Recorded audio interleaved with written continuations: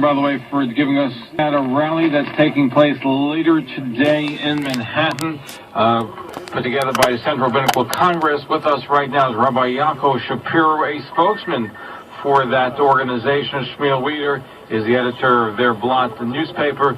Good luck, gentlemen. Thank you for joining us. Good luck. Let me begin. Good luck. Let me begin with you, Rabbi Yaakov Shapiro. Your organization is sponsoring, putting together a rally against the Israeli draft that's taking place later in Manhattan. So who's behind the rally? What's it all about? What's going on? What's on the agenda? Right. Well, first, I don't know if we can call it my organization. It's really not my organization, but the agenda is basically where people are getting together to pray and to protest against the draft of the yeshiva guys in Eretz Yisrael. But you're the spokesman. You're not a sophomore. Yes. Plus, just said, but you're representing the Central Rabbinical Congress of the United States and Canada, which is the organizer of the rally. I'm not a sophomore. Remember, he said, Rabbi Vida said Gitzvach, and I said Gutzvach when he greeted us. Okay, whatever way you say it. I'm not but I'm just saying, but you are, as the media spokesman, you're the representative for the group that's putting together the rally. And that is correct. And what was the motivation for putting together a rally at this point in time? The motivation of putting together the rally was because of the draft. The purpose of the rally is, number one, to voice our united opinion to anybody who's willing to listen that we're against the draft. We want to, first of all, give the Bochurim who we're expecting not to comply with the draft. We want them to know that we're behind them. We obviously can't expect people to put their neck on the line, the Bochurim themselves, unless if we don't do anything. So, but by the way, it's not official yet. I know they're talking about it, but it has been implemented. There are still a lot of changes to be made. So aren't you jumping the gun by doing it now? No, because why? They're trying to do it. They want to do it. Listen, if they don't do it, then fine. But on the contrary, it's easier to stop something if it's going to be stopped before it's implemented. If all the bad gezeirus would have been able to be protested against before they were implemented, it would be a lot easier. But there's still middle discussion. It's harder to respond to. Well, now, but this is unique, and I'm going to go to our guest, Shmuel Weeder is on. He's the editor of their blog. Shmuel, are you there? Yes, good.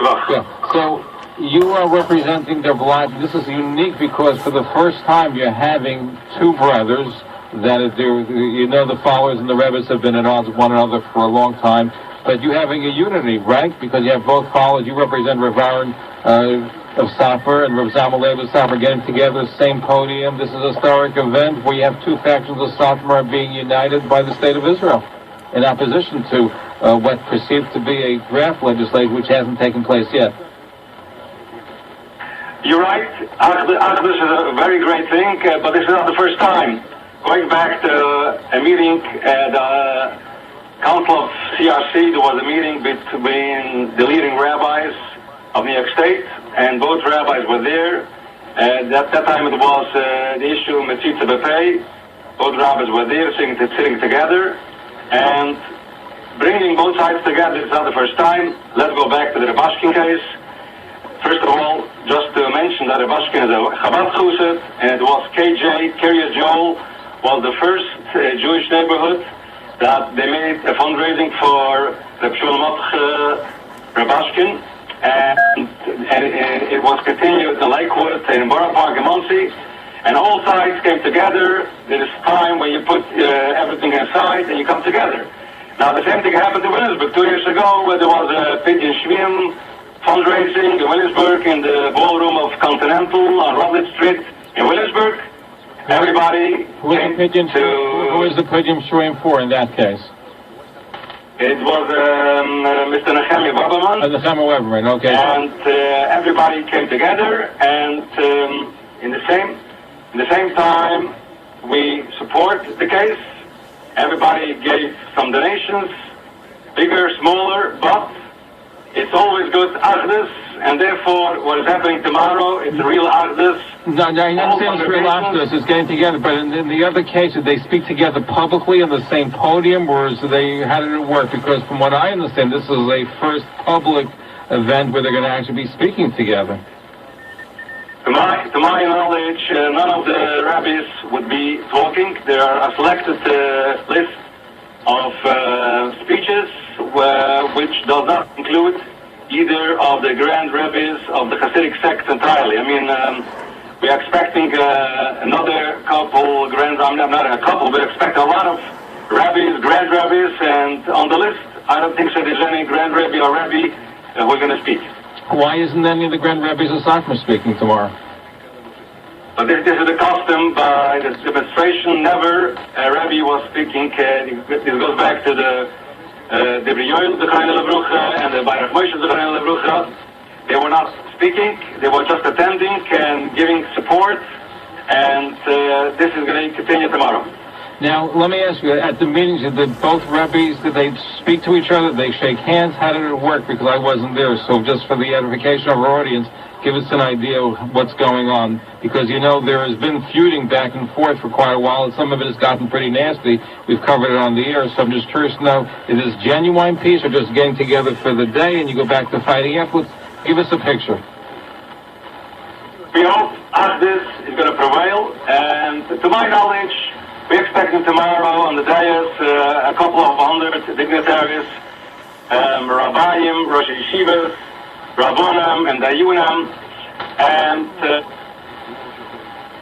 and you're expecting a large group there. Okay, those that are just tuning in, you're listening to a special broadcast that we are putting together tonight, and about a rally that's taking place actually later today in Lower Manhattan. And we're going to give you an opportunity in a little while. We're going to open up our phone lines to those that are calling right now. We're not going to the phone calls at this moment, but we are going to take your phone calls in a little while. And you'll have an opportunity to speak your mind, and you're going to be able to speak your piece and speak what you have in your mind. Again, our email address is zev@talklinecommunications.com. That's zev@talklinecommunications.com. And you're welcome to email questions. We're going to get to your phone calls as well. So that's all upcoming. It's upcoming, and there's a very, very special broadcast. Okay, so now we're going to go back to our guests, and we're going to do that, and we're going to take our special guests, and we're going to take your phone calls as well. Okay, we're going to just reestablish in contact again with our special guest. Okay, and here we go.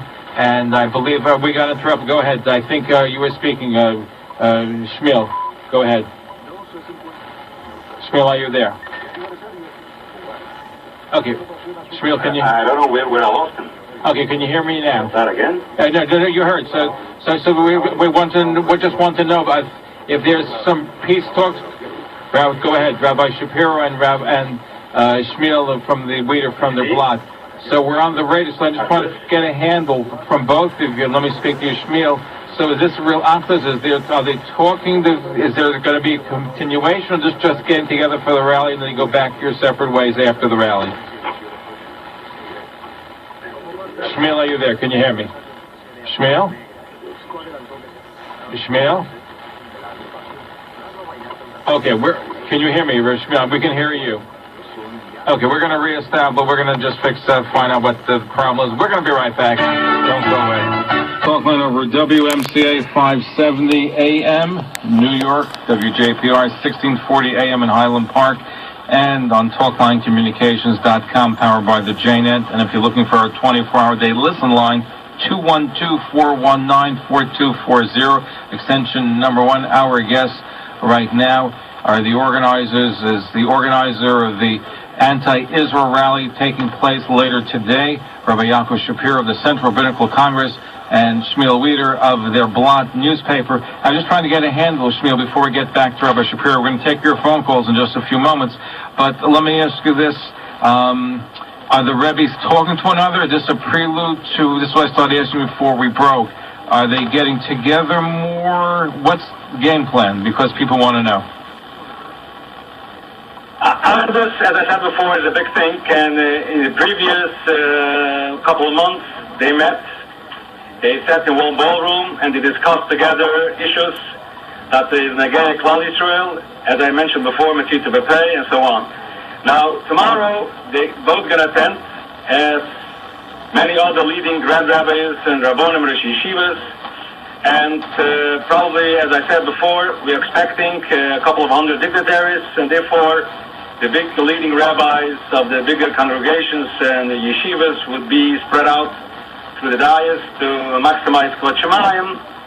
But if our Grand Rabbi of Satmar, Rabban Shlita, would have an ability as the masterminder of the protest, he's the one who called for it last Sunday night at a special event in Williamsburg called Chaim Yisayach Williamsburg. It was an asifa to fight internet. At that time, he made an announcement, not by himself, but it was done in his name. So if he's going to have an ability to walk around the dais and to shake hands for each and every dignitary, for each Rebbe, Rosh Yeshiva, and say thank you for coming, definitely he wouldn't skip him. And now, you say that your Rebbe, Reb Zam Lev, you Korv Aaron Lev, your Rebbe too yet, or that's not in the offing? Definitely we have to give respect for everybody, including for Koy Kiddush Sadner of Zalman Lev Shlita. Okay. Now let me turn to Rabbi Shapiro and ask you, so this is a Satmar rally that's taking place today? No. Satmar is going to be well represented, but it's not any more a Satmar rally than anything else that Satmar attends. There's going to be other Chasiduses, Belz is going to be there, Bobov is going to be there, there's going to be Litvisher Yeshivas there. Satmar has the resources and the ability to organize such a thing, to do the logistics, but no, it's not a Satmar rally. And I just want to ask you a question. You characterized it earlier as an anti-Israel rally. Mm-hmm. That's quite an ambiguous adjective. And well, is it a pro-Israel rally or an anti-Israel rally? Does every rally that takes place in the world have to be pro-Israel or anti-Israel? Well, let me tell you.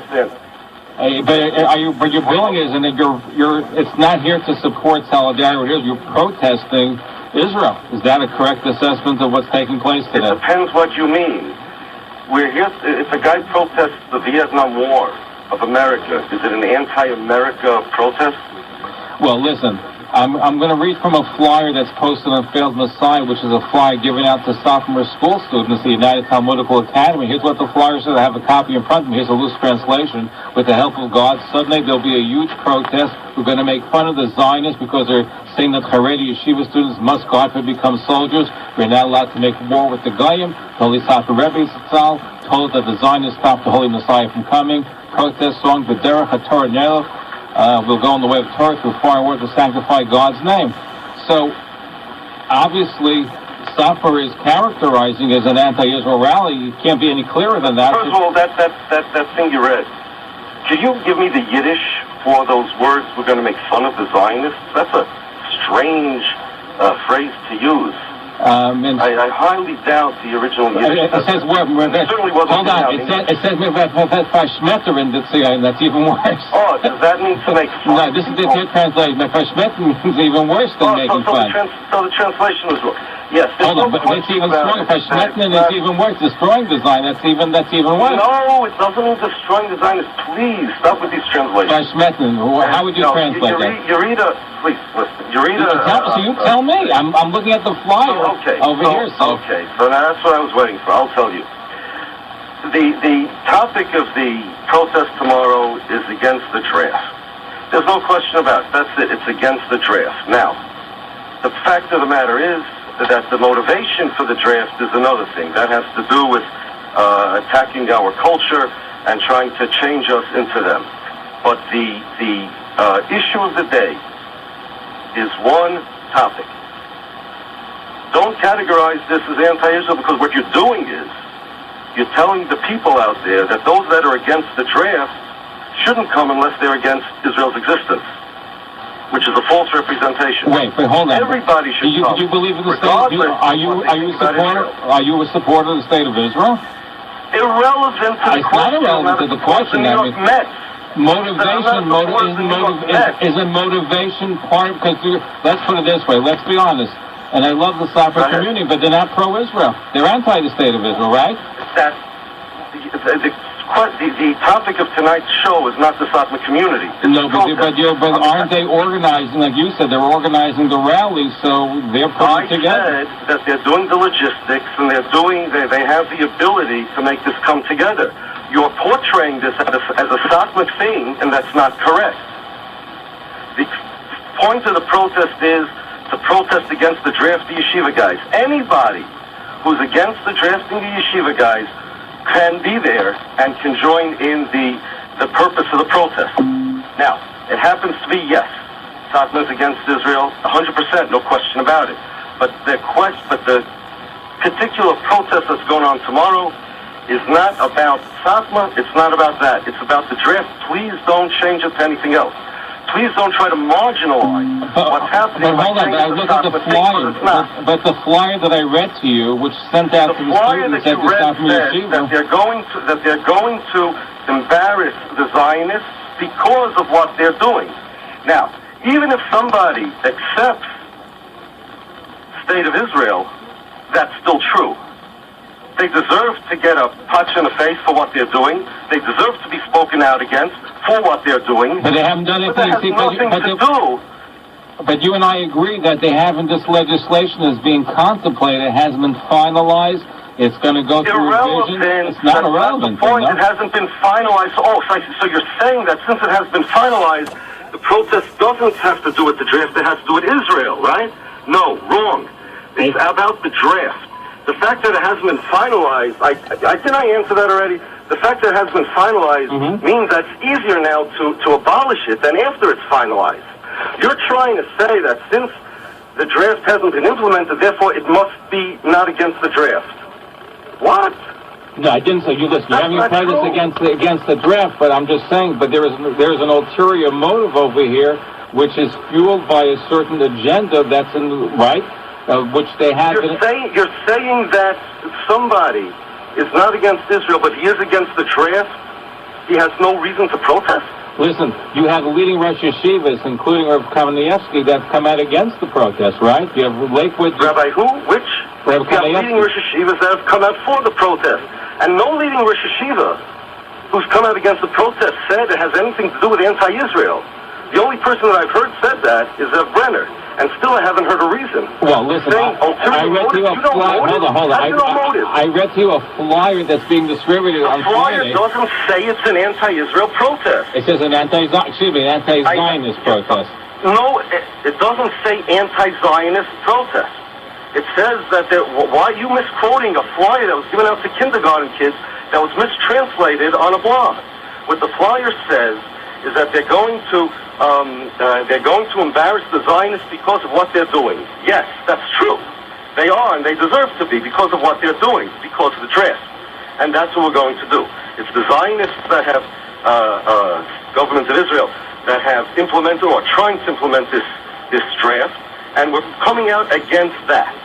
Now, that's it, the beginning and the end. It was firing line against Zion, but we're going to take phone calls in just a few moments. Our numbers are 212-769-1925. Shmuel Weeder, so do you perceive this as being a Satmar rally with other participation? How do you view it? No, it's not a Satmar rally. It's a united voice of the American Jewry. We're coming out in droves to protest against the recent decision by the Israeli government to force Orthodox Jews to serve in its army. We're going to take... Yes, you said many leading Rosh Yeshivas came out against this rally. Can you name at least two? Has Lakewood come on board for the rally? You've tried very hard to bring Lakewood on board. They didn't come out against. Can you name at least Hold on, did Lakewood come out to support? Hold on. I just quoted with Shmuel Kamenetsky. That's one. That's why Rav Kamenetsky in Israel. Rav Kamenetsky in Israel came out against the rally too. He did. First of all, he's not a Rosh Yeshiva. I asked you for two Rosh Yeshivas in America, which is what you said. So he's a Gadol Hadar. Fine, I'll give him his... One second. He came out against it, but there's another letter that says he came out for it. Correct? Are you aware of that? I have a handwritten letter that's been emailed to me. It's on Are Yeshiva World you aware News. that a handwritten letter, not written by him, that somebody asked him, this is what he said. Agreed. There is such a letter. I know about it. But are you aware that there's another letter? Now, I have a question. There's another letter where it says that one of the participants in the rally asked him, and that he said that he's for it. Are you aware of that? Yes or no? I'm unaware of that. And by the way, according to hold on, according to Rav Kamenetsky, and Rav Shmuel Kamenetsky also quotes the Gaon, Moran HaGaon, Rav Aaron Leib Steinman Shlita, that demonstration shouldn't be made. Okay, so I'm throwing another name into the mix. Talking about this rally. Let me ask you something. Question. What was the question posed to Rav Chaim Kanievsky? There are two conflicting letters, granted, agreed. What was the question posed to Rav Chaim Kanievsky? How was the rally described? Do you know? Does it say in that letter that this rally on this day shouldn't go to? What was the question that was asked? Do you know? I'm just going by the letter that I have. I don't have the information. I wasn't in the room. Does the letter say what question was asked to Rav Chaim Kanievsky? Do you know what the question? Were you there in the room as well? I'm asking you. I'm asking you a question. Are you aware of that? I'm asking you. I'm asking. You're telling me that you know that there are two conflicting letters. You have the correct one. Some person. No, I didn't say anything about a correct one. I just asked you a question. You said that Chaim Kanievsky wrote a letter coming out against this rally. I asked you a question. Do you know the question that was asked to Chaim Kanievsky, to which he answered, no rally? Obviously, the question was posed to him about this. It was written. Oh, it was? What? Why is that obvious? Rav Shmuel Kamenetsky of the Rosh Yeshiva of Philadelphia wrote, after being asked by many people, I'm reading on a quote to you from YeshivaWorld.com. The Rosh Yeshiva, hold on, the Rosh Yeshiva of Philadelphia, which he wrote after being asked by many people if they should participate in a Satmar-organized anti-Israel rally in Manhattan scheduled for this Sunday. In the letter of Kamenetsky says that he received a letter this morning signed by the Gadol Hador Moran HaGaon of Chaim Kanievsky Shlita, where he affirmed that the position of Moran HaGaon or of Aaron Leib Steinman Shlita that Hafganos should not be made since there is no toilets in them, but therefore that people should increase their limit of Torah, Yira Shemayim, and Tefillos. Right. Okay. So now he said Hafganos should not be made. Now let me read you a letter from Rebbe Levi Wachslegel. I'll translate in English as I'm reading.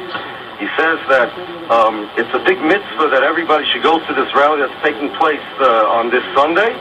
And also Rav Chaim Kanievsky said the same thing. I asked him through his son exactly what the story is, and he said that he agrees that we should do everything to make machoz objections and chutz la'aretz, and this rally should happen. Now, we have a conflicting letter. Could you, Mr. Brenner, explain what the difference is between the two letters so that it's not a conflict? More, you know that these letters were written about 24 hours. You know, you have conflicting letters, and you don't know what people have been saying to him, but I'm just telling you, Shmuel Kamenetsky was asked that, and let me ask you a question Hold on, let me ask you a question before we break. You've been trying to get Lakewood Yeshiva on board. Were you successful getting the Lakewood Yeshiva on board of the demonstration today? Yes or no? Were you successful? Were you successful in getting... What do you mean on board?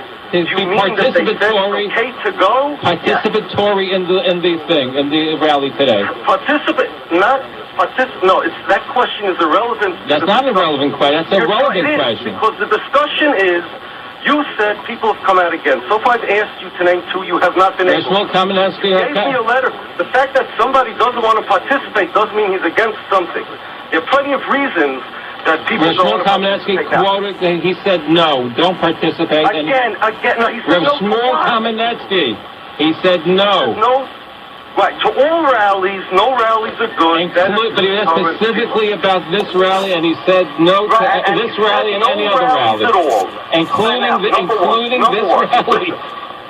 Listen to me. Number one, the Shmuel Kamenetsky said no to all rallies. Including he was asked specifically about this one, he said no to this and no to that. Understood. He's the only one that has come out like that. You said many Rosh Yeshivas, plural, he's it, that's it. Now, as far as other Rosh Yeshivas have come out for it, big deal. Is this the first issue that you're aware of, that there are differences of opinion between Rosh Yeshiva? Is it? Of course, they're always. Is it? But Or is it you know, not? but if somebody, but hold on, but if you ask a Rosh Yeshiva like Lakewood and you ask them to participate and they don't, isn't that speaking volumes too? No, it depends It is? why you're not participating. At the end of the day, are they It doesn't participating? speak Yes or volumes no? about anything. Well, that's how you do it. But I'll tell you what, we're going to let the Hamon the people listen. No. to Don't let them learn them anything, please. What? Bear with me. I'm going to explain to you the difference between the two letters of Reb Chaim Kanievsky. Okay? Okay, The go letter that ahead. you're holding. Okay. The letter that you're reading. The letter that you're reading, the letter that you're holding, says Hafgan is a bad. The letter that I'm reading, the letter that I'm holding, says Machos are good. You know the difference between a Machon and a Hafgana? Do you know what Hafgana means in Israel? You're talking about the demonstrations that they've had. Yeah, do you know what happens in that demonstrations in Israel? Do you know what happens in demonstrations? Do you think that we're going to be burning garbage cans? Do you think that we're going to be conflicting with the police? No, none of that is happening. Of course those Hafganas are bad.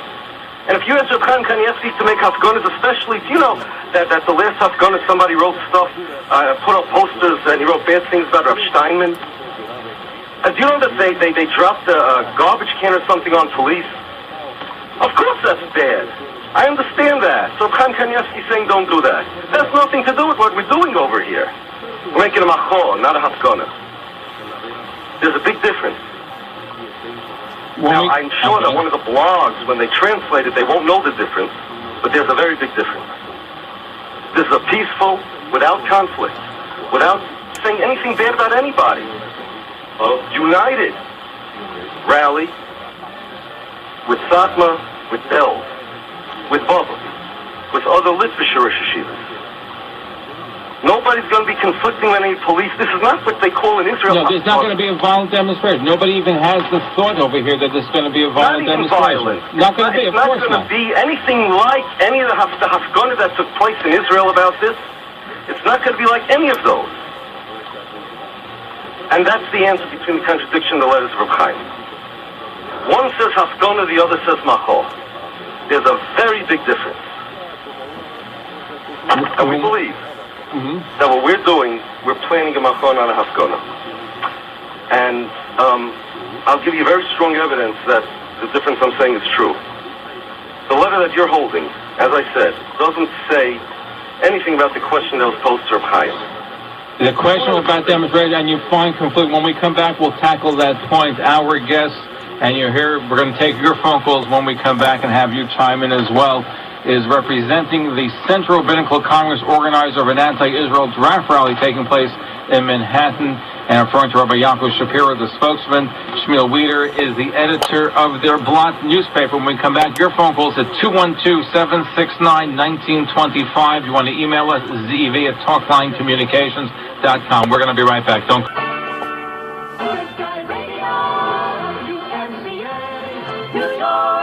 A service of Salem Communications. We have with us Rabbi Yaakov Shapiro, the Central Rabbinical Congress, the spokesman for the anti-Israel draft rally taking place. Shmuel Weeder, the editor of their Blot, and we're going to take your phone calls right now. Let's go to Long Island. Jeff in Long Island, you have a question for our guest. Go ahead, Jeff in Long Island. I wanted to know, I think it's a well-known fact that the State of Israel has been supporting the yeshivas practically since its inception with a lot of money. So Rabbi Shapiro is saying that they're protesting against the draft. And I think that there should show a little gratitude to the State of Israel for giving so much money to the yeshivas and not protest against them like the way that they're doing. Any gentlemen want to tackle that? Yeah, sure. Two things. First, regardless of what they've done in the past, what they're doing now, what they're going to do in the future, the fact of the matter is that the draft is a bad thing, it's a terrible thing, and therefore we have a right to protest it. The United States of America has done very wonderful things for very many people, but certain times they do things that people protest, and it's not a contradiction to anything else. However, I do want to say this. We know that the State of Israel is founded on the idea of normalizing the Jewish people. In fact, more important than having a state, a territorial solution to what they called the Jewish problem was the normalization of the Jewish people, the elimination of the Golas Jew and replacing him with the New Hebrew.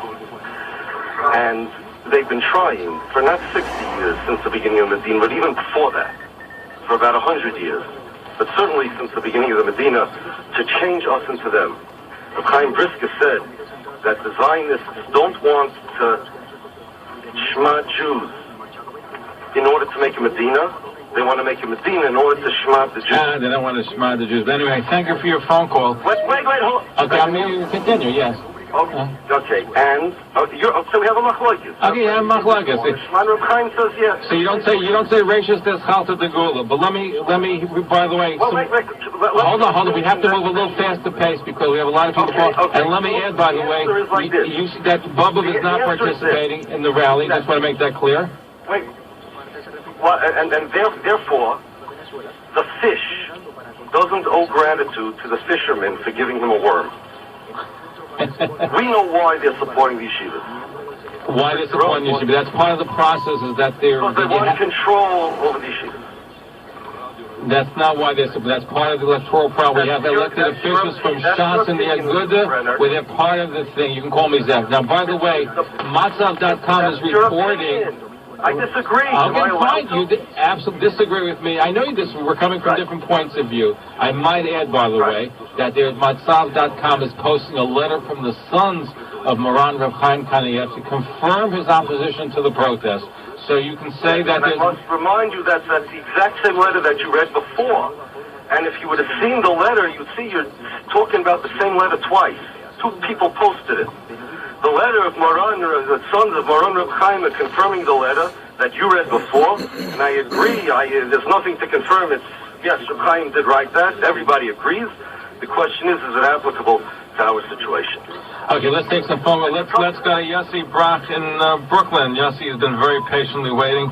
Yossi, you have a question for our guests. Go ahead, please. But Sky's boring. Yossi. Yossi, quick. We have a lot of people waiting to come on.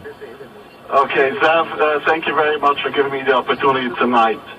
With gratitude as president of the Blad, I would like to applaud and honor our Shmir leader for being the first one to write about this problem in our weekly newspaper, The Blad. And from that day on, he never stopped. To his credit, over 100,000 people will show up tomorrow's demonstration. It'll be, Meit Hashem, a huge Kiddush Hashem. And credit is given when credit is due. Okay, so you're saying be a Kiddush Hashem, but many of our listeners are going to say it's going to be a Chilush. I just want you to know, I'm not done yet. I'm not done yet, Zev. Okay, go ahead, make your point. I'd also like to thank Itzel Glick, director for Safra Serabunam, for his courageous decision past Wednesday afternoon to join with all of his rabbinical members tomorrow's demonstration. And Zev, let me tell you one thing to Rabbi Shapiro. Smell the coffee. You ever heard this expression? It smells like a dog, it walks like a dog, eats like a dog. It's Satmar, it's a Satmar demonstration whether he likes it or not, and it is anti-Israel, including the draft. Okay, Rabbi Shapiro, you hear it directly. A member of the board of the Blad, a member of the community. The president of the Blad. What you're trying to say about it, if it looks like a duck and walks like a duck, it is a duck. That's what you're saying. Okay, Rabbi Shapiro. So he's saying this is a Satmar rally that's getting other people involved, which is what we've been saying all along. Define Satmar rally, please. Organized by the Satmar community, both factions, including Shmuel Weir. That's not the issue. And they're the ones, it's a Satmar rally that they're getting other people involved with. Nobody disagrees with that. If that's how you want to define it, I know that they're organizing it. I said they are. However, the motivation for coming there, the reasons that people have to come there are equally valid. The reasons are equally strong, whether you're Satmar or not. If you're against the draft, you belong there. And yes, Satmar's against it. There's no question about it. And the people that are going to be there, the Litvish of this, they're probably against Israel too, I would imagine. I mean... Well, you imagine you're anti-Israel. Orthodox Jews. But that's not the topic. But you're changing your topic, because originally you said it's anti-draft, and I say they're anti-Israel. But okay. No, that's not true. Don't, please. You said that. You just said right now they're probably anti-Israel. The people probably are. But the protest is not. The topic is not the existence of Israel. The topic is the draft. The people probably are. I said it then and I'll say it now. So you're saying the people are going to be anti-Israel primarily, is what you're saying? Probably are. Okay. Not probably 101%. Let me make it very clear to you. So this is an anti-Israel rally, is what you And, but these are, let me finish. These are the people, Vayor Moshe Emes, V'Torusa Emes. These are the people who have been doing it for the last 60 years, came out in New York City, demonstrating where there was the Tia Hamaisim, where was all the problems we had with Israel. Now it's the draft. But it is an anti-Israel, which this whole demonstration was created by the Biden Shalita in Satmar. And Shmuel Weaver, as the editor of the blog, he brought his first problem out in the newspaper. And to his credit, the 100,000 people or more will show up tomorrow is because the blog was the first one to made aware of this problem, and it's taken the Torah, and the people are coming are the ones who believe in Vayor Moshe and in Agila Valatmira. No ifs and buts about. Yossi, thank you for clarifying and making clear what the purpose of the rally is today. Thank you. Good luck. Go ahead, Shmuel. Hello. Go ahead, This Shmuel. issue, I'm clarifying and making clear. When I said it, it's just somebody saying it. He's clarifying and making clear. Now, but he's saying that you said that it's an No, I'm not anti-draft rally. clarifying. He's disagreeing with me. That's clarifying. So what he says, it comes Torah Semes. Thank you. Okay. And by the way, this is Shmuel Wieder. I'd like to say on this issue, Let Shmuel go. I do agree with Rabbi Shapiro, and I disagree with Yossi Brough. Okay, let's see what everybody else has to say. Let's go to Lakewood, New Jersey. Thank you for waiting. Lakewood, New Jersey. I believe it's Usher in Lakewood. You have a question or comment for our guest. Go ahead. Usher, are you there from Lakewood? If not, we'll go to Dina in Manhattan. Okay, Dina in Manhattan, your turn to speak to our guest. Go ahead, Dina in Manhattan. Yes, go ahead. Hello? You're on the air. Go ahead. Oh, yes. Oh, hi. Yes, I just wanted to say, I'm just really so upset. I just feel this is anti-Torah, and reminds me of just a couple of weeks ago we read the Parsha about the spies going into Israel and coming out and speaking badly of Israel. I think this is so anti-Hashem, Torah, and I'm so disappointed in my fellow Jews that we're not trying to come together. Why not have a conference? Rent a hotel room. Let's talk about this civilly instead of screaming and yelling. What does the Gentile world think of us when we can't even get our own act together? And what about the poor Israelis who are fighting every day for their lives and to maintain the Jewish state? I mean, what about them? These people, with all due respect, they sound so arrogant and uncaring of a fellow Jew, a fellow life, and I just find it very... I'm going to let our guests respond to you because interest of Tom asking right to please be to the point. We have a lot of people calling, we have a lot of emails to get to. On the first question I will ask, this is Shmuel Wieder, about making this kind of a conference in a hotel room. What is happening now in the state of Israel is that some reformer women are trying to come to the hotel and pray. And it was the leading Rosh Yeshivas that called for a protest. They didn't say, please come to Binyan Yehoshua and make a conference. They said, come out with droves at front of the hotel and make a protest. And that protest last time was by throwing chairs and even maybe axe on the police and on the woman from the Shatak Hotel. So why did you understand that you are allowed to make a protest in Yerushalayim and you cannot do it here? Okay, she hung up, but we appreciate it. Let me read you an email that came in. It should be stated that Rabbi Shapiro is a nephew of the late Safra Rebbe of Yoel Teitelbaum and used to visit his house in Williamsburg. He gave a strong speech in Miami Beach this past summer at a memorial there where the Rebbe's yahrzeit was observed. He has for years been trying to promote a Safran type of anti-Zionism among the Litvak yeshiva world.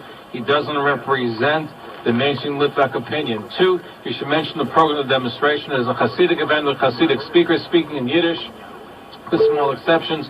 The Yeshiva Litvish Olim should be aware of this and not fall into the trap of being used by Safra and their allies for the propaganda purposes. Rabbi Shapiro, your response.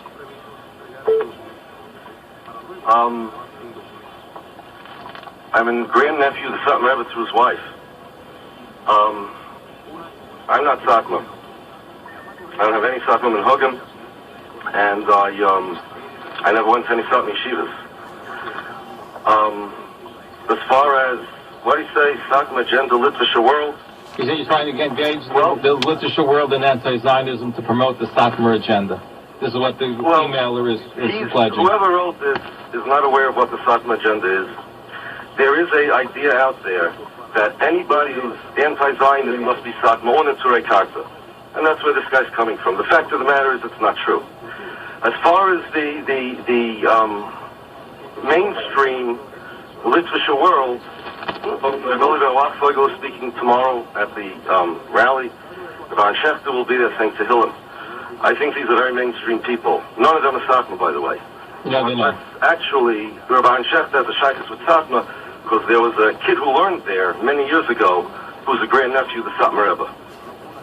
And actually, the brenner has a shaykhus with Satmar because 35 years ago, when he had a optician store on Avenue J, he had a customer who was a grandnephew of the Satmar Rebbe. Well, I had an optician store. I did not, but I had an optician store in Staten Island, by the way. Was there an Avenue J in 14th Street? No. 15th? No. When I had a Brenner store... opticians? That wasn't you? No, but I had one in Staten Island about 30-some years ago. But listen, I'm a big fan of the Safra community, and both sides. And on this issue, I think we're going to disagree. In Florida on a hesped on the Satmar Rebbe. Now, I don't represent anybody except myself. But the idea that only Satmar is against Zionism is a propaganda that's perpetrated by many, many people. And anybody who went to any mainstream yeshiva knows it's not true. Whoever wrote that email certainly didn't. But by the way, I might add that Bubba, you said before, is going to participate, is not participating. Bells, I'm getting emails. Who told you that? Is Bubba? Somebody said Bubba was participating. They're not participating. I'm just making it clear for the record. Who told you they're not? I'm getting some emails that Bubba is not participating. Who? Well, you're getting emails. So you're telling me officially Bubba and Bells are officially participating? Bells, there's two Bubbas. Do you know which Bubbas you got an email from? And you're getting emails. Hold on. So I'm asking you. Hold on. So you tell me, are both Bubbas participating in your rally tomorrow? No, here's the thing. Yeah. My information over here, which I get from the organizers of the rally, is that Bells and at least one Bubba is participating. Now, you get an email that says no, and suddenly it becomes fact. Hold on. Okay. So you're telling me one Bubba is and one Bubba is not. Did the Bubba ever send you that email? I'm asking you a question. Did both Bubba participate? One is not. Is Bells participating? I have Bells participating. Said they're not. Yes. Bells is participating. Okay, fine. So that's why I'm asking you the question. You're telling me Bells is participating? No, you get an email that somebody... I'm asking you a question. You're trying to twist things around. Lakewood is participating, then you can announce that. Is Lakewood... But you tell me Lakewood is... You tried getting Lakewood, but you failed in getting Lakewood to participate. No, you failed in that endeavor. If I send you an email that Lakewood's participating, then you'll say it is. You know what? You're trying to twist the fact that you tried very hard to get Lakewood to participate, and you didn't get them on board. Your organization tried. What's the difference does it make? It's your organization tried. Hey, let's get Where are you getting your information from? Is Lakewood participating? You met with Lakewood. You met with the Lakewood. You said, are they participating? Yes or no in the rally? No. Are they? Hello? Okay, let's take some more phone calls and let's see if we can get some other people here and what they have to say. Let's go to Dovey in Long Beach, New York. Dovey in Long Beach, New York. Are you there, Dovey in Long Beach? Dovey? Yes, Dovey. You have a question for our guest. Yes, please. I'm a Bocher here, and I'm just letting you know from the Yeshiva Shalom, I'm in a pretty big yeshiva. Now, I don't know as far as the politics aspect of it. I just know one thing. There's nobody in the yeshiva world, as far as all my friends, are going to this rally, or if they're not going to this rally, thinking this rally is an anti-Israel rally. Now, the people that are running the rally could be there anti-Israel, but under this rally from all different sections of Klal Yisrael, everybody's just coming for one reason. So I feel it's for anti the draft. Okay, so are you going to the rally? Are you going to the rally with members of your yeshiva tomorrow? My yeshiva is not going to the rally, no. Okay. Are you going to the rally? I'm not. I have to follow what my yeshiva does. Okay. I just want one thing. That means Samar Hasidim, they have their rabbanim, they have their rabbis they follow, and they have their thing they do. Now, just because we come together, it doesn't mean all of a sudden we all agree to everything they say and do. We have our Messiah, they have their Messiah. But to this one thing is publicized, and we're just going against the reality about drafting yeshiva bachram. I don't understand how they ever got blown up proportion. You know, I have hundreds of bachram, you know, that we're all on this together. We're anti the draft. It's not anti-Israel, not Israel. That means if the Samar Hasidim are organizing, that means also all the hundreds of thousands of people out there, that's what they're advertising, they're anti-Israel. Well, that's what's being portrayed, is that they're organizing the rally, so they have an agenda which is broader. You have some that participate that may be just anti the draft, but certainly they're the ones that are putting it together. I appreciate your phone call, and we're going to take a break, and when we come back, we continue our conversation. We'll take your phone calls at 212-769-1925, 212-769-1925. You want to email us, it's zev@talklinecommunications.com. Heshi in Brooklyn, you have a question for our guest. Go ahead, Heshi in Brooklyn. Good luck, everybody. You have a great guest. I wanted to say that how come they don't draft the Arabs? You know, they're talking about fair treatment. They don't draft the Arabs, but yet they trust the Arabs to be in the Knesset as well as the Supreme Court. And there's that one Haredi Jew who's a judge in the Supreme Court. Why is that? First of all, there's some Arabs, there's certain Arabs that do serve in the army, and there's talking about also more national service. And we didn't talk about the gist of what the debate is in Israel is not just drafting the army, it's also talk about national service, and that's something which is the part of the debate in Israel. No, they're cutting the age from big families, yet they won't cut the Arabs. That they're afraid to cut. They give the Gaza, they give them $100 million, they give them all that money, but the poor little from Yid, he has to suffer. He has to suffer. Well, listen, this issue has not been adjudicated. It's going through the procedures right now. So, in a way, this is premature because we don't know how it's all going to turn out at the end because there's still a lot of discussion back and forth. They're debating it. It has not been finalized in law. I wanted to tell Rabbi Shapiro what he has to do is tell the Israeli government that half of $3 billion that comes from America should go to the yeshivas because we Orthodox Jews vote for the politicians that support Israel. The secular all voted for Obama. But we religious Jews, we're the ones that the reason Israel gets $3 billion a year. Half of it belongs to the yeshivas. There's no question. There's no question about it. Israel, otherwise, we're going to vote countries that the other way. Doctor for themselves. Israel lives off American money.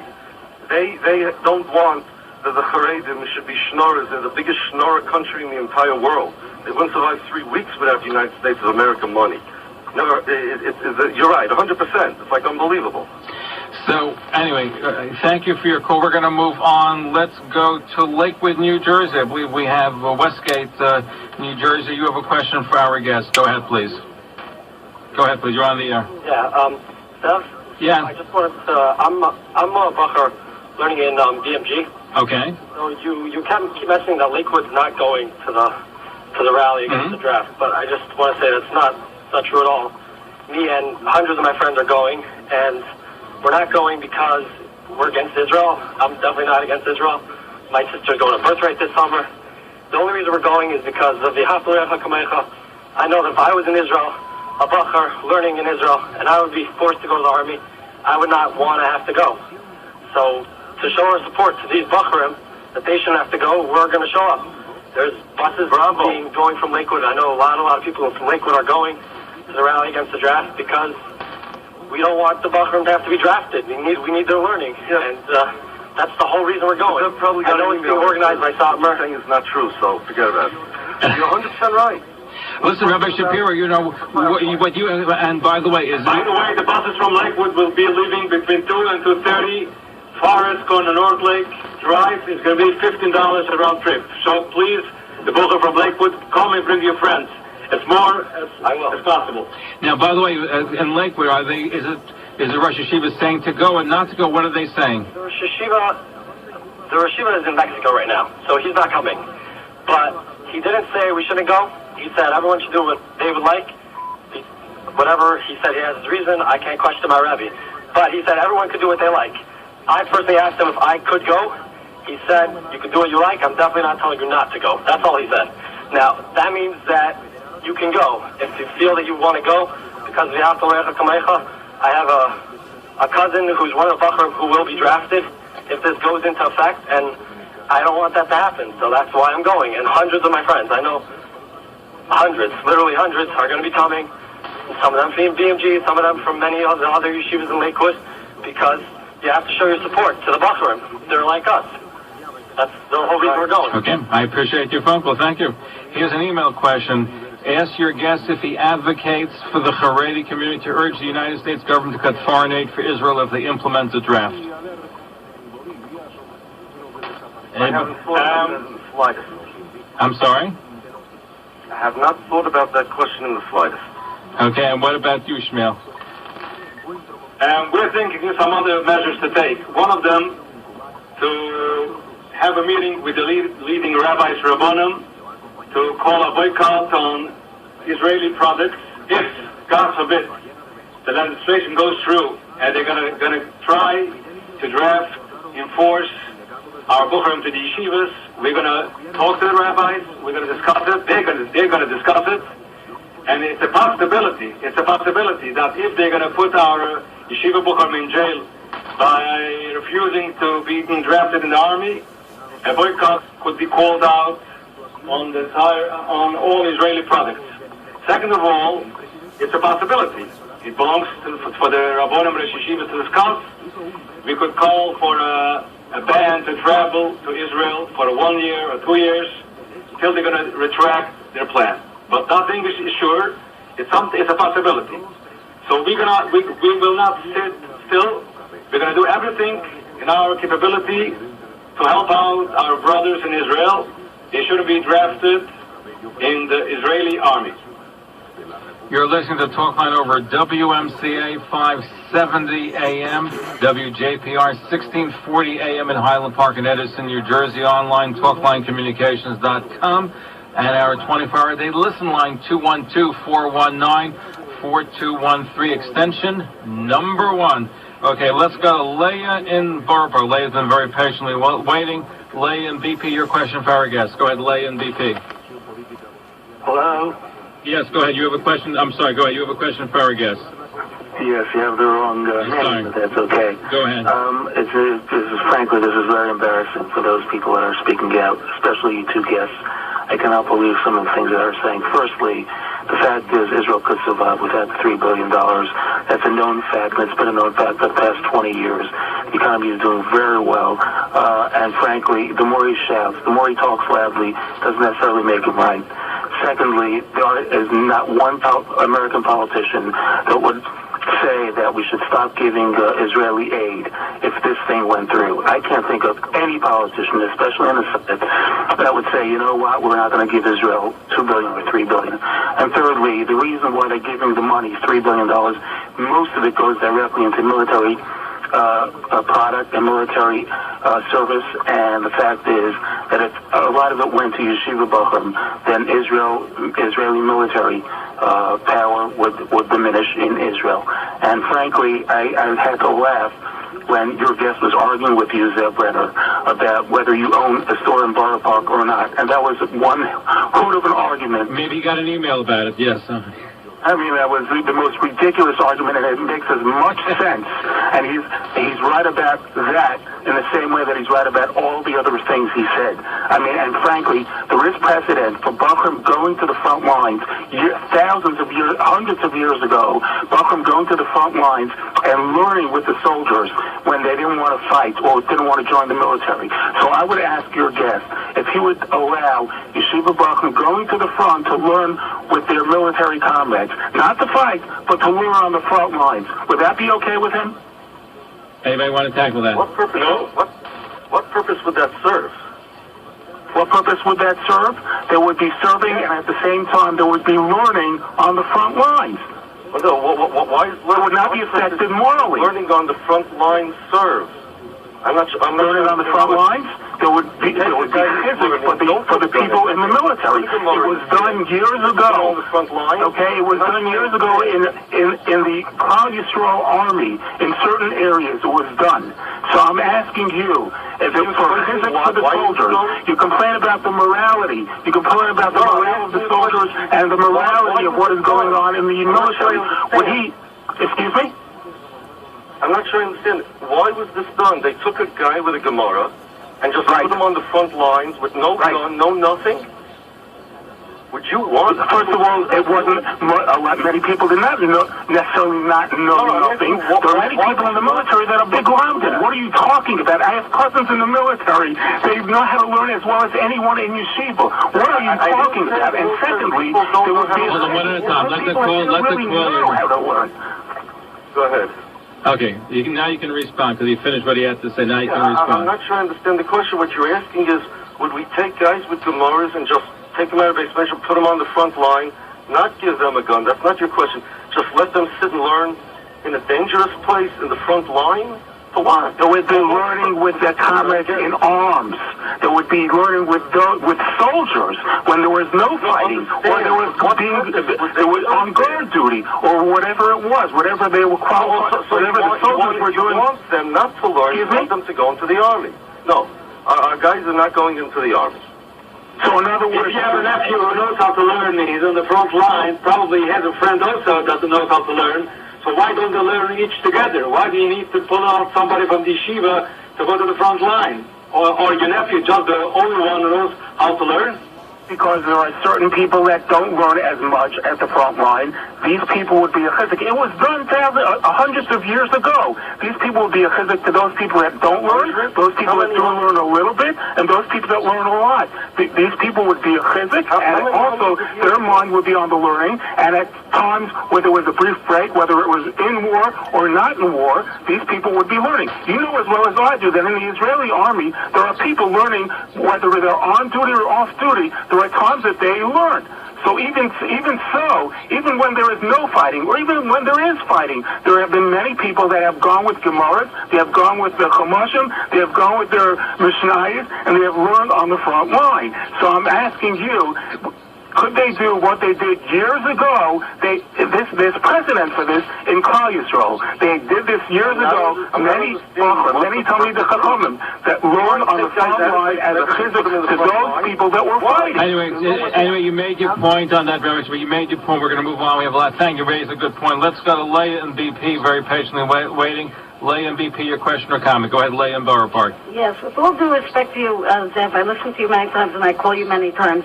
Usually you call a guest and you let him speak on the topic, pro, against, whatever side he's on, or two guests, and you let the people call up and say they're for what he's saying or against what he's saying.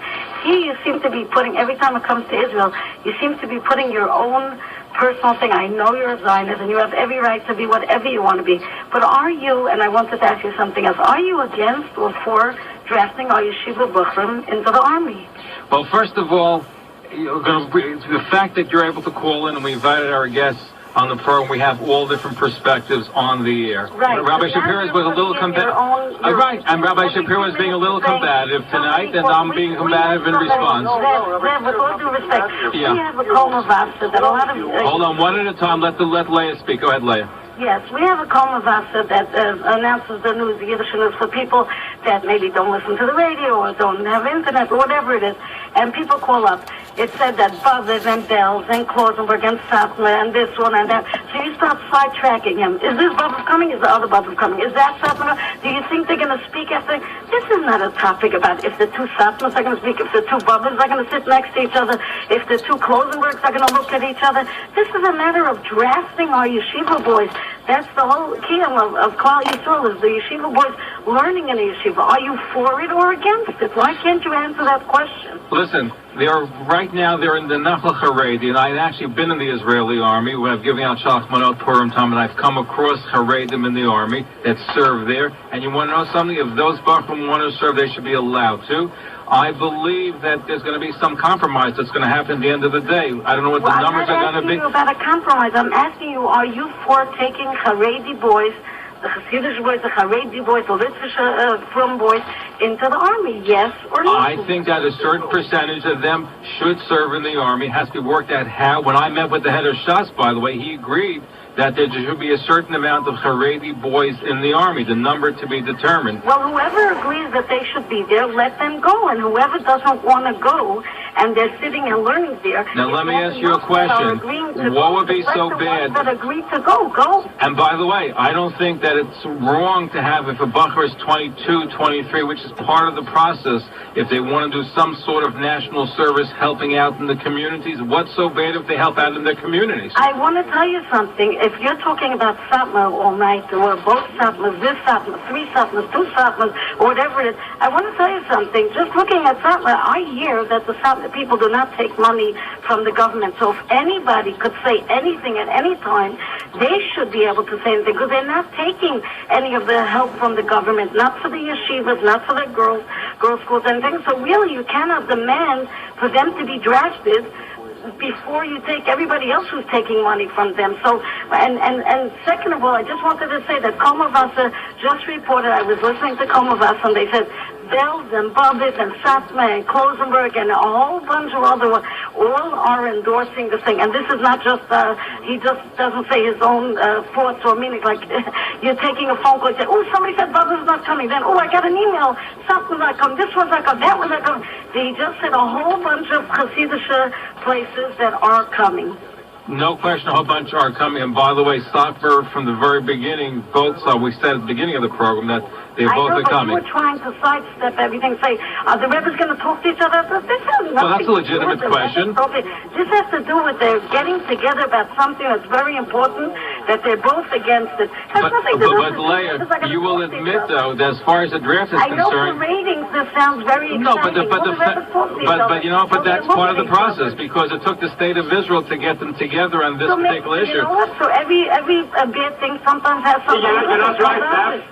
The Tisha brought them together, Rabashkin brought them together, so please stop with this argument. But the state of Israel certainly brought them together in this particular issue. Both scholars are together. Okay. Point out Zev's false statements, you're being combative.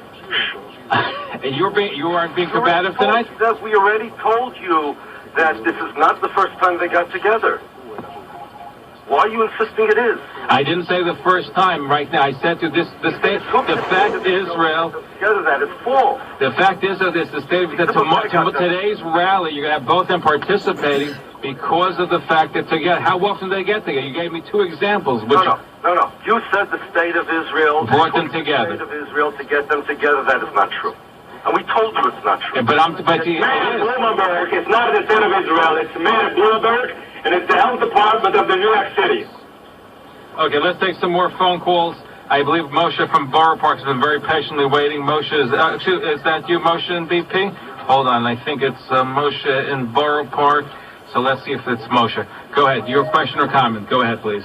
Oh, yes, good evening. Good evening. Well, my son's a little bit late, but my question to Rabbi Shapiro and Rabbi Weider, if the state of Israel decides tonight that they will not draft boys from Satmar or people that don't take money from the government, they are exempt. They do not have to join the army. People that don't take money don't have to go into the army. Will they call off the protest? No. The protest is not against drafting Satmar people. It's drafting any yeshiva guys. You want to business to show them that, hey, the Rebbe was right. The Rebbe was right, and that's what the protest is about. To show every world that the Rebbe was right. Agree to that. No, actually, it's not about because you know that Satmar will never be in the army. The Israeli government doesn't even want Satmar in the army. There will be a compromise. It's about money. They are going to tell at the end of the day, people who don't take money from the government will not have to go to the army. That's what it's all about. They want to get everybody off welfare. How do you know that? They want, that's what it's about. They don't want Charedim in the army. You know that. You don't listen to Rabbi Shapiro what he said about the brisker roof. If you will be listening to him, they're going to try to demoralize each and every Haredi Jew. Satmer, Belt, Pupa, or Square. No difference. How are they going to try to demoralize them? By pulling him into the army. I spoke to a Haredi Booker from Israel that his brother was in the Nachal Haredi. He said the language there, the atmosphere, everything, it's like a secular disco. I mean, even you have a shir in the morning, maybe one or two people sitting and learning. It's very, very bad for a Haredi Booker to go there, even in the so-called Nachal Haredi. Yeah, I'd like to answer that. By the way, I met some people from Nachal Haredi. They've been very proud and very successful Nachal Haredi. Go ahead, Rabbi Shapiro. The IDF put out a magazine, issue of Bamachne, if you were in the IDF, then, you know, it's a monthly magazine they put out. They made a special series for the Haredi soldiers. If you take a look in that magazine, it's, yes, the language could be bad and so on and so forth, but there's something worse.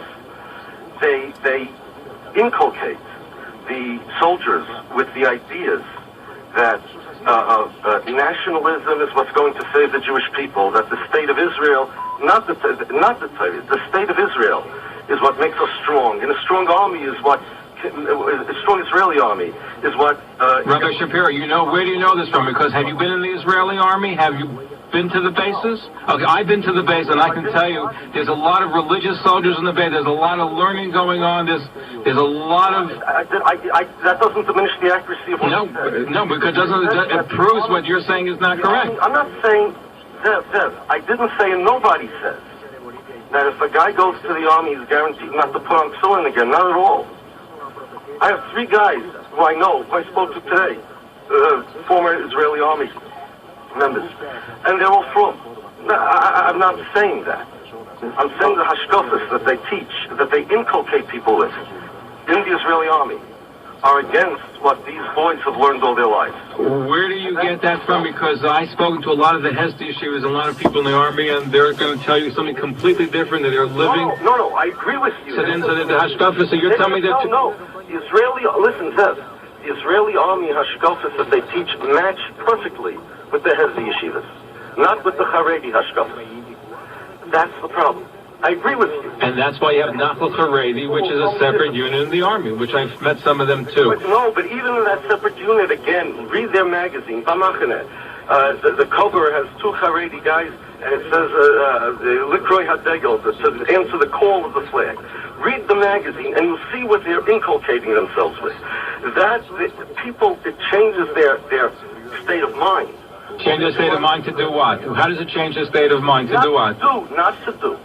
To their values. What guarantees the continued existence of Klal Yisrael? What role the state of Israel and the IDF play in Klal Yisrael and the history of the Jewish people?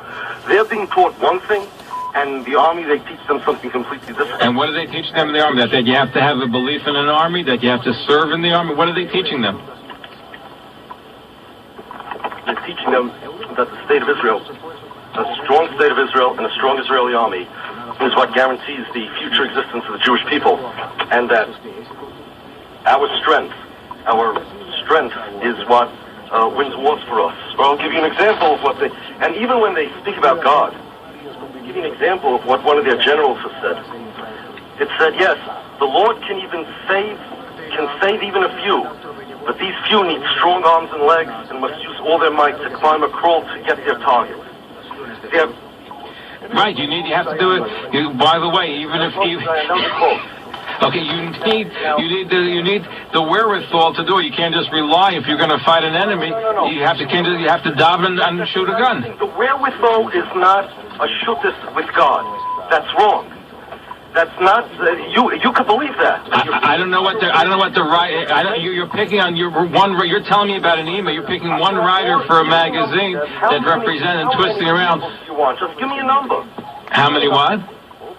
How many examples do you want of such things where the leaders of Israel have portrayed their own role in Jewish history and their army's role in the survival of the Jewish people, or even their state's role? True or false, didn't Netanyahu say recently that he's only going to make peace with the Arabs if they recognize that Israel is the nation state of the Jewish people? That's right, Israel. So what's wrong with that? But I'll tell you why. Because Jews do not have a nation state. We are a religion, not... But we currently have a state. We currently have a state. A nation state, a nation state is what makes the nation a nation. Without Italy, there'll be no Italians. Without France, there'll be no French. The nation state means without Israel, there's no Jewish nation. That's not what he said. Netanyahu, that's not what Netanyahu said. You're taking it out of context. But I don't want to... No, it's not true. Israel is not the nation state of the Jewish people. That's, look, Google it. Nation state. That's what it is. But Bibi Netanyahu has a respect for Torah and Judaism. In fact, I believe his son won the Chidon Tanakh, if I'm not mistaken. But let's take... That's part of the problem. They part of the Zionist philosophy. And again, give me any number, and I'll give you any number of examples of where they have said this themselves. They believe that in Golus, the Jewish people became broken. They became the Golus Jew. They are bringing them back to the age of Tanakh, where David HaMelech was a fighter, was Conan the Barbarian, and Shlomo HaMelech was Tarzan of the Apes. And the rabbis, in the days of the Talmud, after the Bar Kokhba rebellion, which, by the way, they tell the kids that Lag BaOmer celebrates the Bar Kokhba victory, serious, in all the public schools in Israel and in the army, that after the Bar Kokhba victory, Jewish people went out of history, and they became broken. They became so Jewish. And they now finally have a state, and we're bringing back Judaism, or the Jewishness rather, to where it was, where it belongs. Tanakh, not Shas. Because Tanakh without Shas. You know, we're getting sidestepped, and again, you're bringing up... What is the role? What point is going on? Hold on. I mean, we can argue about... I don't want you want to get into theological discussion. We'll get into theological discussion, but I want to... reasons of why we're against the draft. You're against it because you're anti-Israel. You're anti the state. You're anti the state of Israel. I want to bring in Ger and Vishpit to show them that they're like Satmar. Now, here's an email question. Both Satmar Rebbe's were in the room concerning the Mitzvah B'Peh. They did not even shake hands nor acknowledge each other. In fact, there were several court proceedings between the two going on, so this is a farce, just a show and tell to attract people to attend the rally. This is what the email, so I wanted to respond to the email. Yes, I'd like to... Go ahead, Shmuel. Yes, there is differences, and things are being worked out. We hope soon to be hearing some good news, because both sides are sitting together and they're going to come out hopefully with a solution, and things is going to be much better and better. Now, Mitzvah B'Peh is the one who brought together both Satmar Rabbis on the one roof. Now, whatever they're doing or not doing, I'm not saying they shook hands or didn't shake hands. And I'm not saying they're going to shake hands tomorrow. Tomorrow we're going to see a couple of 100 dignitaries on the dais from all congregations, yeshiva, I mean, not all, but from many, many congregations and yeshivas, and they're going to come out in force to protest the plan to draft our Bukharim into the yeshivas. Here's another question. You said before about if the draft does take place, about what should be the response here. They want to know if, would you also hook up with the folks in America that are anti-divestment? And what about Haredi product? Would that be boycotting Israel? That's an email question coming in as well. I'm not ashamed to answer you. I don't know what is anti-divestment. What is that? There's a group in the United States of people that want to divest. They want to buy any Israeli products. They want America and different countries to divest from buying products from the land of Israel. So that's what the divestment... If it's going to be done by the rabbis, if it's going to be the solution, probably it wouldn't go together with them. It's going to be a separate ban. But it's up to the rabbis. And whatever they're going to tell us, we're going to listen. And basically speaking, that you would be boycotting, you'd be looking, if the rabbis say you can foresee being a boycott, is what you said before, correct? Okay. We are taking your phone call, our final stretch. When we come back, we're looking at a rally, an anti-Israel rally that's scheduled for later today. Our guest is Rabbi Yaakov. And let's go. Here's an email question for you, gentlemen. Anyone who lives in Israel benefits from the government regardless if he takes money. Police, IDF, lights, flushable toilets, and mail. No one calls the aid when a terrorist is in town. So to say I don't need the service because they don't take any money is a bad argument. You want to tackle that, gentlemen? Okay. There's a lot of our people living in the state of Israel before the state was established. Now, the state was established against their will. They were living in peace before the state of Israel even was established. And unfortunately, when you say they were living in peace before, hold on. You said that they were living in a state of peace. You mean there was no killing of Jews by Arabs before 1948? There was no pogrom in 1929 in Hebron or anything like that? There was pogrom, but only after instigation of the Zionist people in Israel. No, they were not killing Jews. Okay, go ahead. In the mid-1800s, Zionism started, not 1948. The 1930s, the Haganah already existed, the Balfour Declaration in 1917. I suggest you read a book called Jerusalem 1913 by a woman, Amy Doxer Marcus. She won a Pulitzer Prize for it. It describes that the year where the Arabs... Okay, go ahead. Okay, hello? Hello? Yes? Yeah, go ahead. Okay, so... Okay, the question is answered. Right. The Ger Rebbe went to Eretz Yisrael, and he said that it's a wonderful place for Jews, and the Arabs are a peaceful people. The Arabs are terrible terrorists, now they're animals, no question about it. But the antagonizing that the Zionists did, again, read Amy Doxer Marcus. Yeah, by the way, may I suggest you read Eim Habanim Samecha Baroi Tachtel, and we're going to do... I read Eim Habanim Samecha backwards and forwards. Wonderful sefer, wonderful book. It has nothing to do with what I'm saying. What does that have to do with anything? It has to do with it negates your anti-Zionism. That's what it has to do with. No, it doesn't. Yes, it absolutely does. Absolutely does. Zev, did you ever read it? What does it say in the first chapter, Zev? The name Habanim Samecha. I read the book. What's the first chapter about? I don't have the book in front of me. I can go get it. So I don't have it in front of me right now. Do you know anything about it? You're just mentioning... So let me tell you something. Nowhere in Name Habanim Samecha does it mention anything about creating a state of Israel. He talks about Lubavitcher Rebbe, yeah. I know I'm a Satmar, you said, but Lubavitcher Rebbe, which is quoted in one of the editions in the Hakdama to Name Habanim Samecha, says Rabbi Tachtel was far from being a Zionist.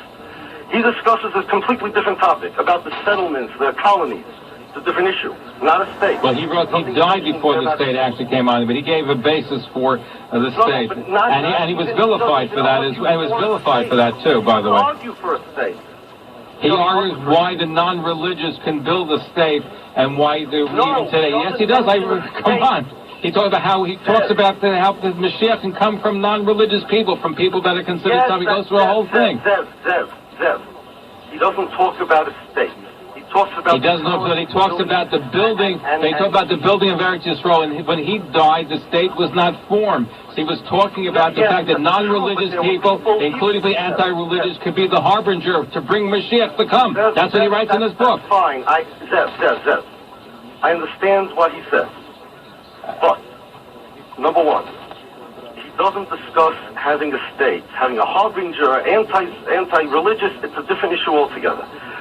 If you're saying that I'm a Satmar, at least know what they hold. At least know what I am familiar with what the position is. Now, what I want to do now, let's take a couple of phone calls. We're almost near the end of the program. A lot of people waiting to speak to you.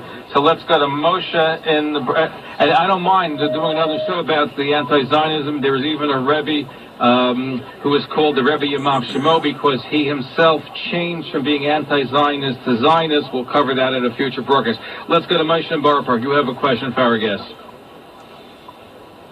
Moshe, if you're not there, then we're going to go to Muncie, New York. Okay, Muncie, New York. I believe it's Mordechai in Muncie. You have a question for our guest. Go ahead, Muncie. Hello, I was to a point that the beginning, Reb Aaron, Satmar of Merle, wanted the Matil Kotler to Shiva of BMG. He wants him to attend. And they spoke, and Reb Aaron said clearly that he wants that when he agreed to come to the protest at the beginning. I can't prove it, but from out-of-law source, and he clearly said, Aaron Teitelbaum, that this is going to be an anti-Zionist rally, and we're going to say clearly that we're not only against the draft, we are against the whole thing. And the Satmar Rebbe of the Euro said it very clearly a lot of times. He opposed a lot of Zionist protests that are not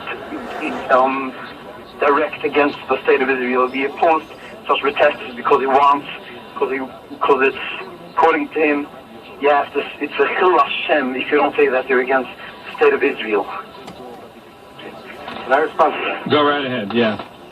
I'm not familiar with the conversation between the Reb Aaron and Reb Malkiel. That happened before Pesach, a few months ago. I understand. I can't talk to that because I don't know, but I will tell you the Divrei Yoel's position on this.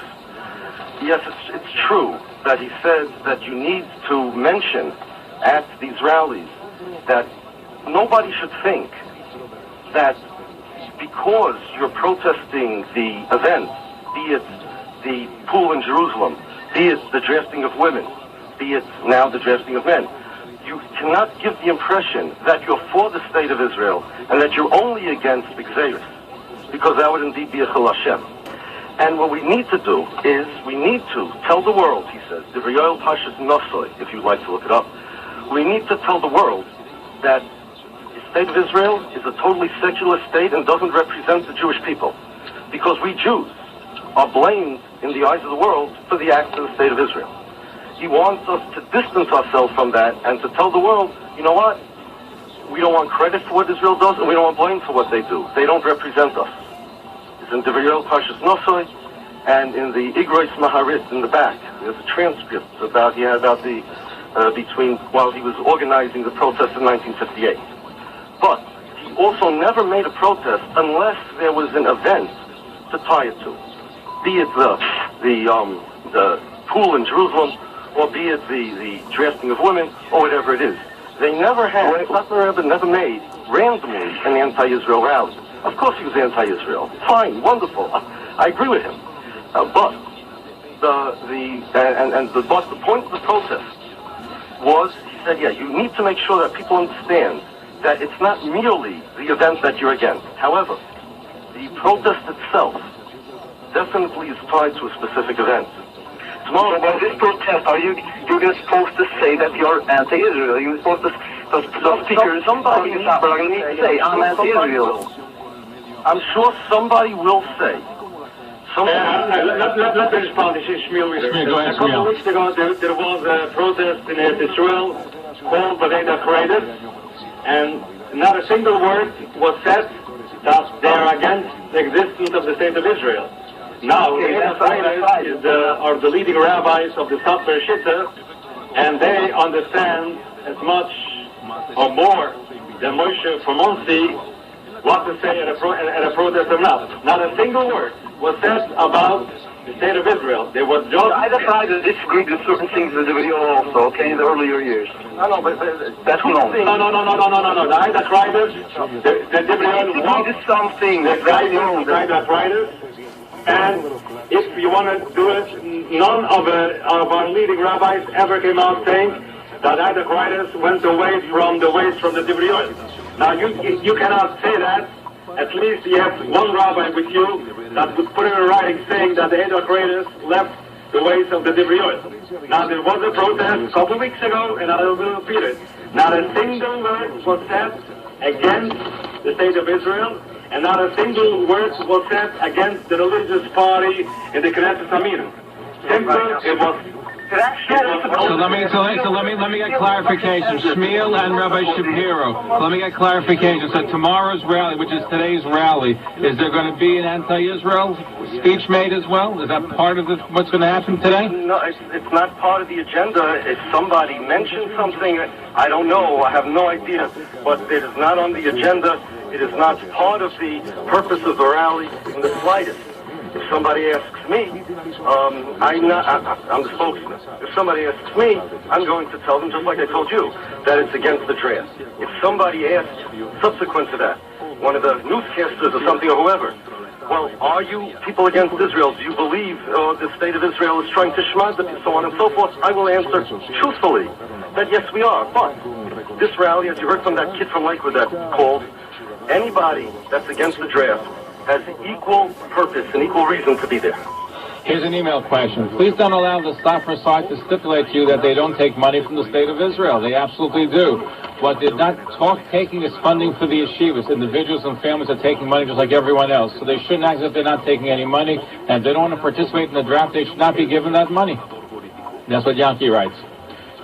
Okay, Yankee's entitled to his opinion. If somebody takes privately money, you cannot prove it. But if the yeshivas are loudly rejecting money, it's a Kiddush Hashem, and this is the way Rabbi Deber Yoel teaches us, and this is the way the Baruch Moshe teaches us, and this is the way the present Rabbi Erban Shlita teaches us, and we're going to stick to it. There are two reasons not to take money from Israel, according to the Deber Yoel. Number one, there's a mystical thing about a person's character, a person's essence is tied to his money. But number two, much simpler, that we don't want to be bound to them. Very simple. We don't want to be bound to them. We want to be independent. We don't want them to control us. We don't want them to have any control over us. Here's an email question. Basically, are you saying that this is a rally against Nachal Haredi that Rosh Steinman endorses? Please let him answer clearly. The answer is it's a rally against the draft. Period. The draft, not anything else. The draft. So the answer is no. It's against the draft. Let's go to another phone call. Let's go to Yankee, I believe, in Brooklyn. You've been waiting very patiently. Your question, we're almost running out of time. Your question for our guest. You're on the air. Okay, if you're not there with your question, let's move on to the next caller. Your quick question or comment for our guest. Go ahead, please. Yes, your question. Go ahead, please. Williamsburg, go ahead.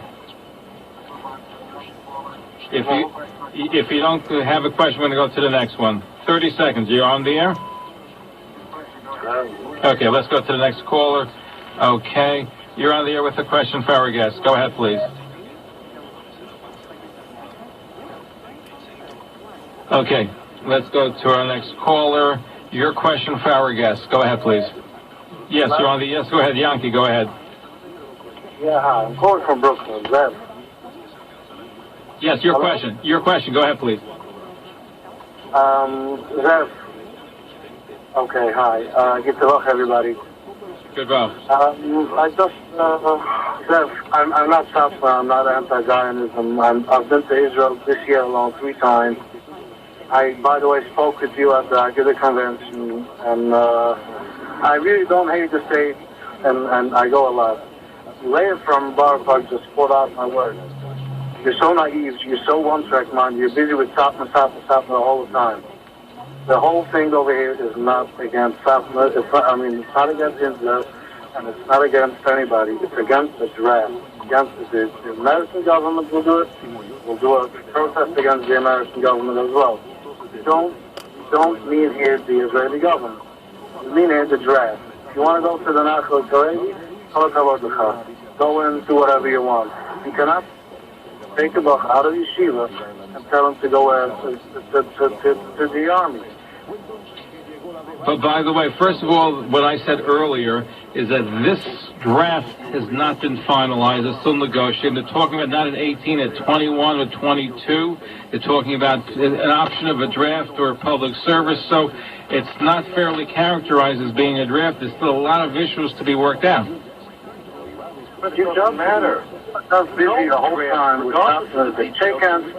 One at a time, please. Rabbi Shapiro. You wanted to say something, Rabbi Shapiro. The details are 21, 18, 16, or 22. We're not going to tolerate a draft of yeshiva guys, period. It doesn't matter. And again, I'll repeat, it's much easier to stop something before it's implemented than afterwards. And by the way, the Shas position is, when I spoke with them, is that they're willing to tolerate a certain number to be talked about. Now they talk about 1,800, they're talking about a different number. That's what a compromise was, where a certain amount would be and the rest wouldn't be. What number it is. If you don't want to go to the army, there's no such thing as taking you without your will. There's no such thing. And that's what a draft is about, even in this country. We used to have a draft, too. In Poland, should it be in Hungary, should it be the Second World War, the First World War. So it's always a problem to take in Charejish Bachar to the military. I'm a Belgian Bachar myself. I have cousins over there. They're afraid to be drafted. There's no such thing taken without your will. I don't get it. All right, we appreciate your phone call. Thank you so much. We're only room for 1 or 2 more phone calls, so a quick question or comment. Go ahead, please. Quick question or comment. Hold on. Okay, if you're not there, let's quick question or comment. Okay, go ahead, please. Your turn. Hello? Okay. And we'll take, let's take one more phone call. Okay, you're on the air. Quick question or comment. You're on the air. Yes, Husky from Queens. Go ahead, Husky and Queens.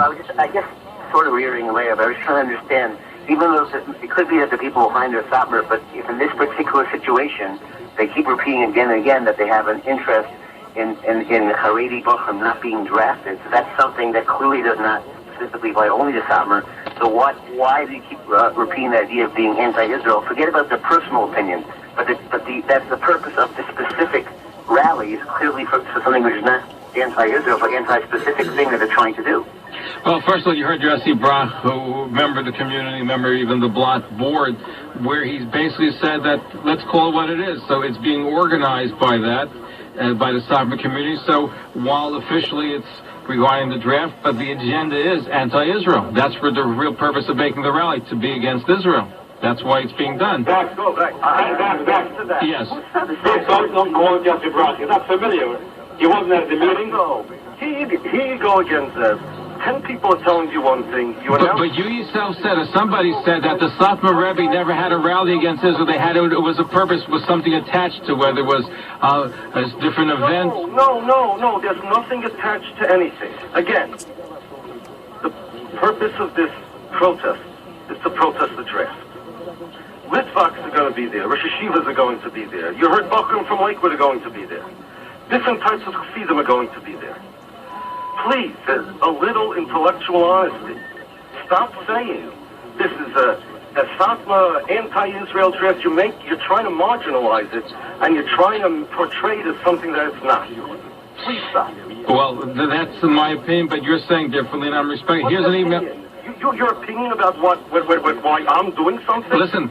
You know what's going on? Hold on, but I read to you earlier in the program, it's settled that's being given out by the Satmar Yeshiva about attending to the rally, which shows what the agenda is. I read it to you earlier in the broadcast. I explained the truth. I was going to slap the Zionists in the face, loosely translated, which is true. I agree with it settled, but I also say that it's against the draft, and the settled doesn't contradict that. If a Bacher is not in, here's an email question. If a Bacher is not interested in learning, can he go to the army? No. Not the Nachal Haredi either? No. How about the Nachal Haredi? No? Okay. Let's squeeze. No. No way. Three reasons. First of all, you're not allowed to assist the state of Israel in any ways, including fighting against wars, because the existence of the state of Israel is against the Torah. Second of all, the morality, the tznius, the Shmir Shabbos, and so on is very bad over there. And third of all is little Torah. So combine all three together, you're not allowed to go to serve in the army. But this gentleman said he's not learning, and why can't he join Nachal Haredi where they have a special division? That was his question. Because I spoke to many members from Nachal Haredi, they said, please, don't come in, because you wouldn't go out the same way you came in.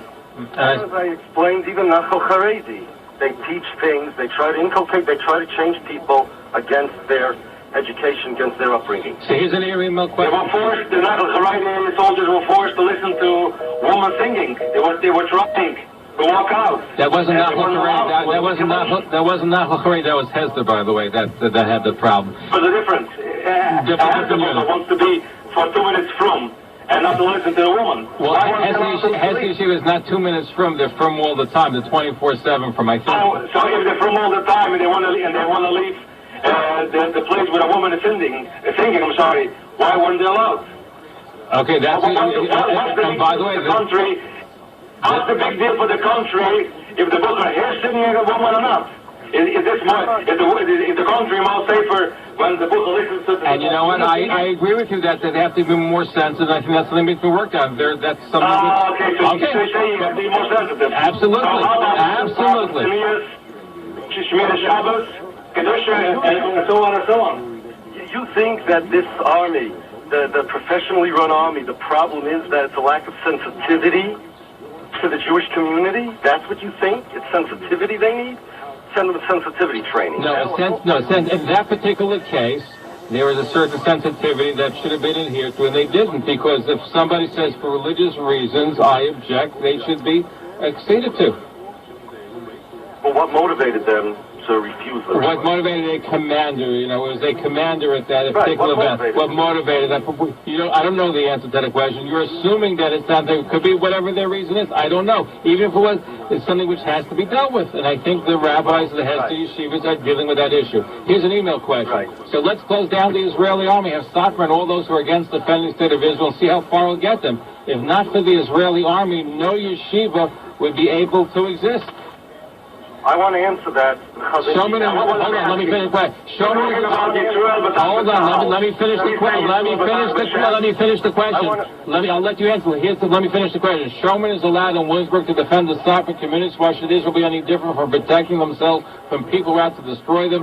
Afghana, Macho, and all the same nonsense. When you're going to cover the top, all anti-Israel, no matter what. I want to answer all these questions. The first question was asked to the Chazon Ish by Ben Gurion. He said, if you were the commander of the army, would you arm them with guns or bava-kamas? This was his answer. He said, Moshe Olamaha Davadoime.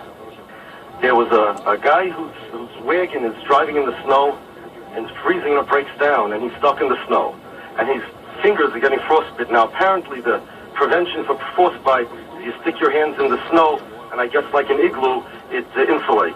He sticks his hands in the snow and it protects him from frostbite. So he turns up to Hashem and he says, thank you Hashem, I'm so glad it's winter. Because if it wasn't winter, I wouldn't have snow to protect myself from frostbite. The moral of the story, the nimshal is, if it wasn't for Israel, we wouldn't need the protection. Thank God. You can demonstrate in America because there's a strong state of Israel, by the way. That's why it gives you the affordability to do so. No, I don't believe that. We were able to demonstrate in America without a strong state of Israel. That's your opinion. That's a Zionist opinion. That's fine. Yeah. Fine. Okay, let's take some more phone calls. We're almost out of time. We were going to present another segment. We're going to try to go. Let's go to Brooklyn and your question. Go ahead. I believe Maishi in Brooklyn, your question, Farah. Goodbye. Your question. Okay, hi, I'm on the line? Yes, you are. Yes, ask your question. If not, we're going to move on to why do you say without the army will not be yeshivas in Israel? That's not what I said. What I said was without the state of Israel, we would have a harder time in this country to hold our head high and have demonstrations such as the one that's taking place.